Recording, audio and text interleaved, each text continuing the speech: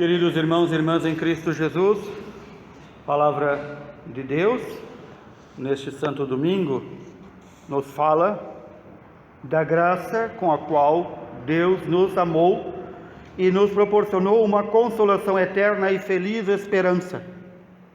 O que é essa consolação eterna e essa feliz esperança que nos fala São Paulo na carta aos Tessalonicenses? É a certeza da ressurreição. O Senhor, para distinguir entre aquelas ressuscitações ou reanimações que Ele fazia, por exemplo, de Lázaro e de outros, Ele aqui está ensinando que há uma ressurreição definitiva após sairmos desta vida, após o julgamento. E essa ressurreição altera totalmente o modo como vivemos aqui. É pergunta de muitas pessoas dizer: será que lá no céu, quando eu chegar, eu vou encontrar meu pai, minha mãe, meus irmãos, meu esposo, minha esposa, meus filhos? A pergunta é válida. Será que eu vou encontrar? Primeiro tu tem que garantir que tu vai, né? Primeiro tem que se garantir que vai para o céu, depois garantir que eles também vão, né? E aí vem o centro, mas no centro da pergunta é este: será que eu vou viver com a minha família lá no céu? Essas doutrinas de viver com a minha família no céu não são doutrinas cristãs. Nós vemos muitas vezes até que tanto campeia entre nós aqui a heresia do espiritismo, que diz isso, né? As pessoas morando numa cidade, lá elas terminam os estudos que não fizeram aqui, lá elas terminam as coisas que não fizeram aqui, lá elas moram com os familiares numa casa. Não há casa no céu, não há comida, não há bebida, não há roupa, não há esposo, não há esposa, não há filhos. Essas relações existem enquanto nós estamos aqui. Há uma relação, sim, de reconhecer aqueles que são seus, mas não mais daqueles que foram seus, mas não mais uma relação de dizer: é meu esposo, é minha esposa. Aqueles que se casaram podem muito bem recordar o dia do seu casamento. Prometeram amor, fidelidade, até que a morte os separe. O casamento não continua no céu. É esta pergunta que também fazem os saduceus, um pequeno grupo minoritário no tempo de Jesus, que negava a ressurreição, um pequeno grupo dentro dos judeus, que dizia: ninguém ressuscita, não há ressurreição.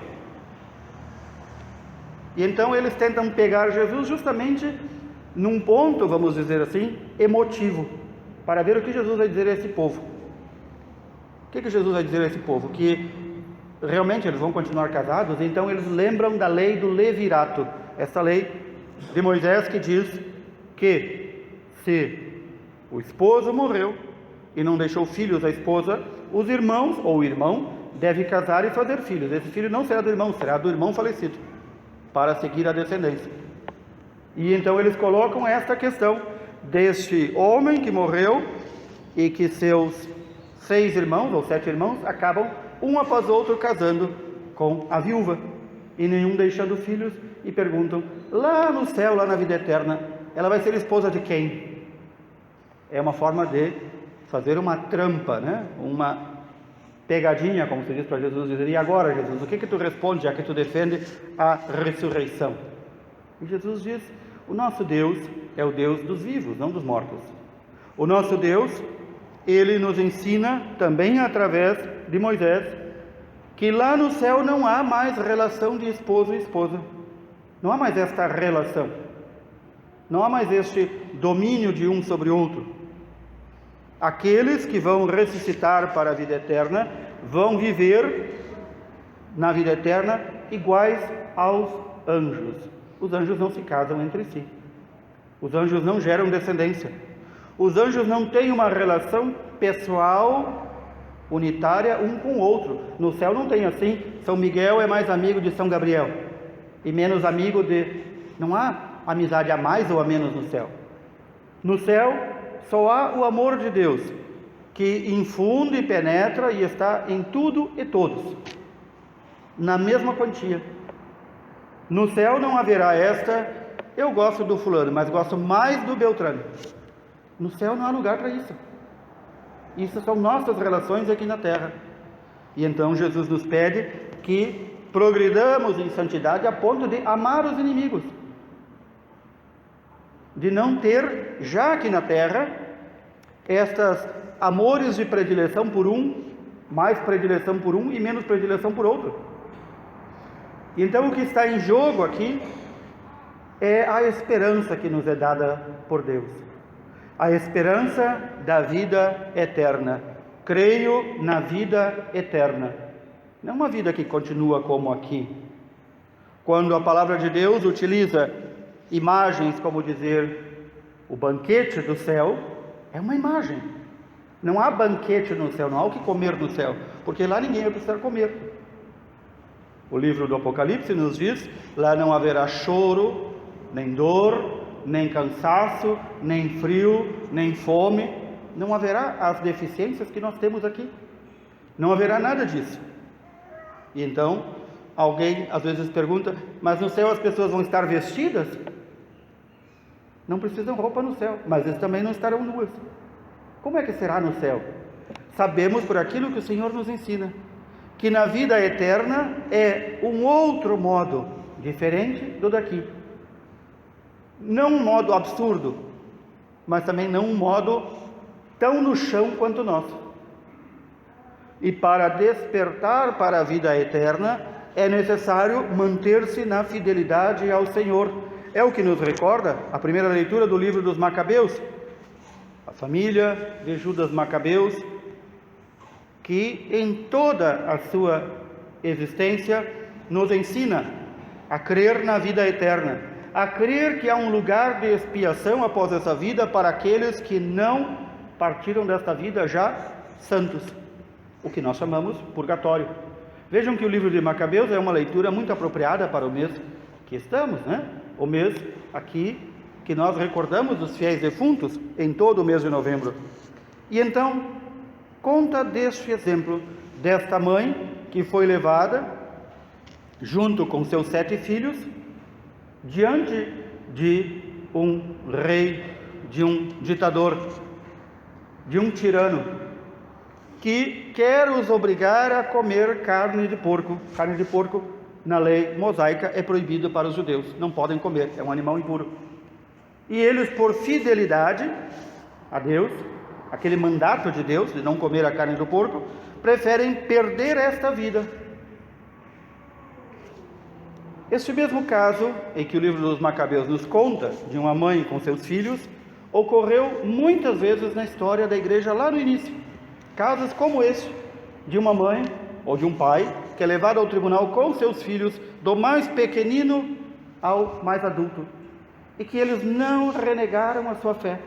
É graças a estes que nós chamamos mártires, que deram testemunho da fé, que a fé em Cristo chegou até nós. Se eles tivessem dito: não, eu vou lá comer carne de porco para não perder a vida, ou eu vou sacrificar incenso aos ídolos, aos falsos deuses, para não perder a vida, a fé não teria chegado até nós. São estes os nossos irmãos santos e santas que nos precederam, dando o exemplo de fidelidade à fé que receberam. É para isso que a Sagrada Escritura hoje nos recorda: aqueles que forem fiéis à palavra de Deus, aqueles que forem fiéis à lei de Deus, aqueles que se mantiverem fiéis à fé que receberam, receberão a vida eterna. Nós podemos recordar também nas primeiras perseguições, os primeiros 2, 3 séculos da nossa fé, em que dezenas, centenas de irmãos nossos foram chamados pelos governadores e prefeitos na época para queimar algum grãozinho de incenso em cerimônia pública aos deuses do império. Muitos não aceitaram e foram degolados, jogados aos leões, arrastados por juntas de bois em praça pública, tudo para manter-se fiéis. Um cristão não adora falsos deuses, não se prostra diante de falsos deuses, não coloca falsos deuses dentro de sua casa, não faz sincretismo na sua fé.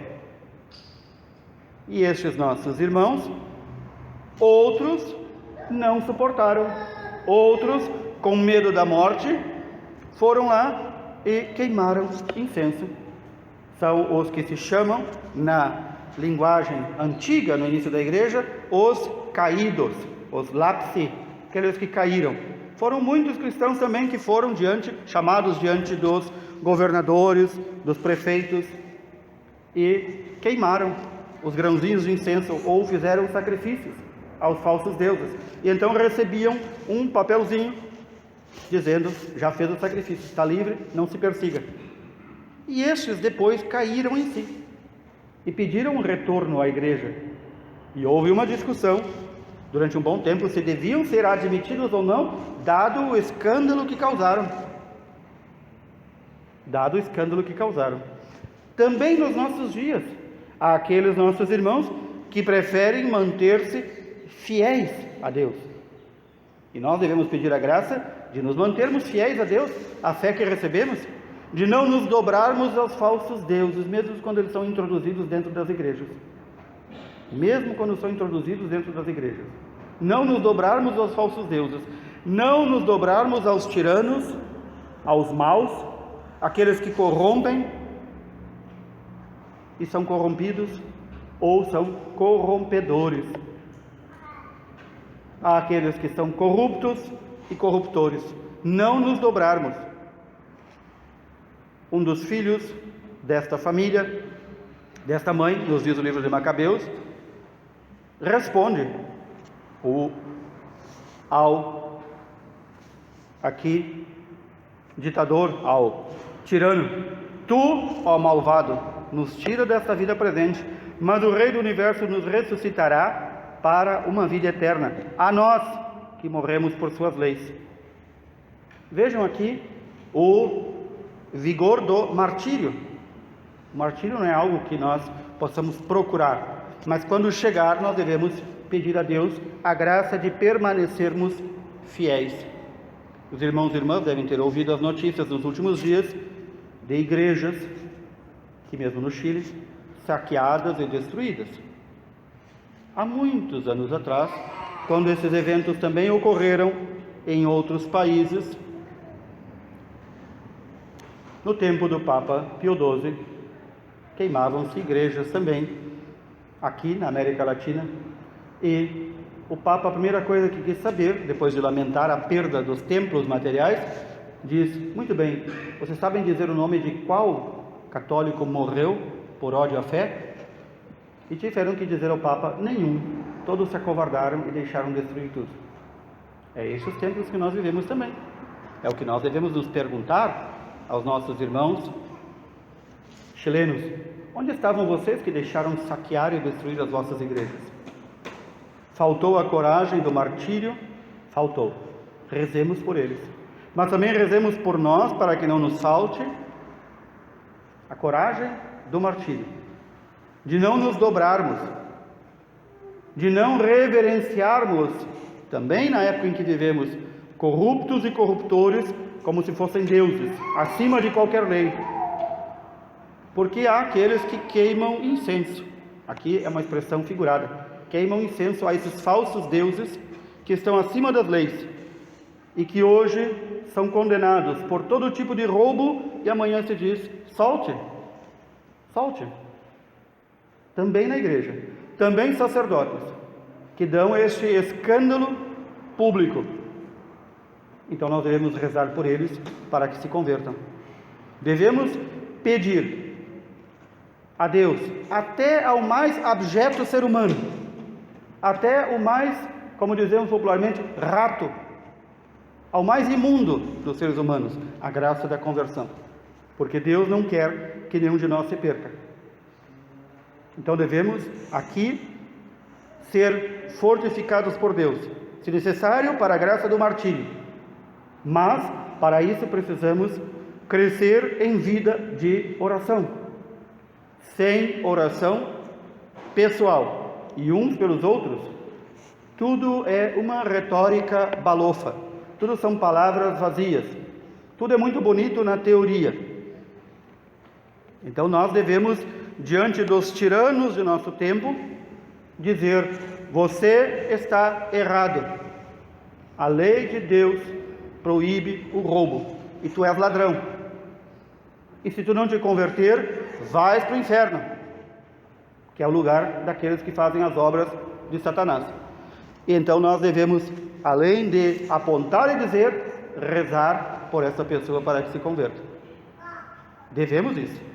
Nós devemos recordar o que um destes filhos levados ao tirano diz: do céu eu recebi estes membros, meu corpo, por causa de suas leis os desprezo, pois do céu espero recebê-los de novo. O tirano, o rei e aqueles que o acompanhavam, ou seja, aqueles que o lambiam ao redor no poder, ficam impressionados com a coragem deste adolescente. Era um adolescente que respondeu isso ao tirano. E cada um dos irmãos foram assim supliciados e desfigurados e mortos por defender a fé. Então, um deles diz: prefiro ser morto pelos homens, tendo em vista a esperança dada por Deus, que um dia nos ressuscitará. Notem, ele aqui afirma a sua fé na ressurreição, que nós também cremos, que faz parte da nossa fé. Creio na ressurreição da carne, creio na ressurreição dos corpos e na vida eterna. E, no entanto, não deixa de apontar ao tirano: para ti que vota leis iníquas, para ti que solta bandidos, para ti que solta condenados, para ti que persegue a igreja do Senhor, para ti que mata os cristãos, não haverá ressurreição para a vida eterna. Notem isso. A palavra de Deus sempre é atual, ela não está lá perdida há 2, 3, 4, 5 mil anos atrás. Ela está encarnada entre nós. Portanto, aquilo que nos deve guiar ao contemplarmos os fatos do dia a dia é a palavra de Deus.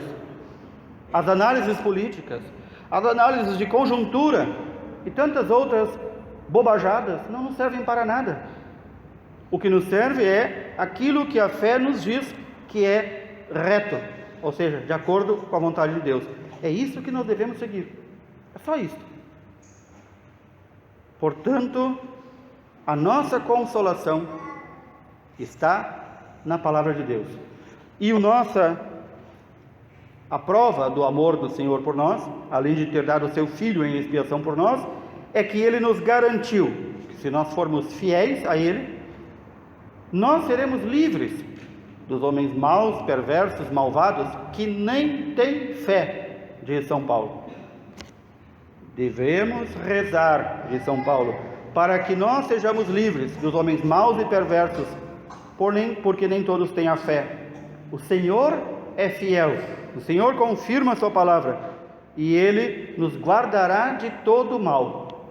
Está lá, entre nossas obrigações, tantas vezes insistida pela Igreja, nos ensinado pela Mãe Igreja, tantas vezes insistida por São Paulo, insistido pela palavra de Deus, que nós devemos rezar pelos governantes. Aqui é dever, obrigação. Sejam eles bons ou ruins, rezar por eles, para que os maus se convertam, para que não nos persigam, para que nos deixem viver livremente a fé, para que os bons, se acaso existam, sejam confirmados por Deus e sejam mantidos na presença de Deus, porque os bons são atacados, são vítimas de todo tipo de calúnia, e os maus triunfam neste mundo. Então, mais ainda, devemos rezar por todos os nossos governantes, e ao rezarmos por todos os governantes, rezarmos uns pelos outros, para que nós, Igreja do Senhor, possamos viver a nossa fé em liberdade e em paz. E que, caso não nos deem a liberdade e a paz, que possamos viver, ter a graça de, se necessário, receber o martírio, para não negar o Senhor, para não negar aquilo que recebemos. A ressurreição na vida eterna é prometida àqueles que cumprem a vontade do Senhor em sua vida. Peçamos essa graça, queridos irmãos e irmãs. Quero recordar que nós, aqui no Rio Grande do Sul, Temos hoje, na cidade de Santa Maria, como copadroeira do Rio Grande do Sul, o título de Nossa Senhora Medianeira de todas as graças. Nossa Senhora é medianeira de todas as graças. Ela intercede diante de seu Filho para que nós recebamos todas as graças. Pedimos então à Mãe de Deus e nossa, que interceda por nós, para que recebamos a graça da conversão e do aumento da fé, da esperança e da caridade. Louvado seja nosso Senhor Jesus Cristo. Para sempre.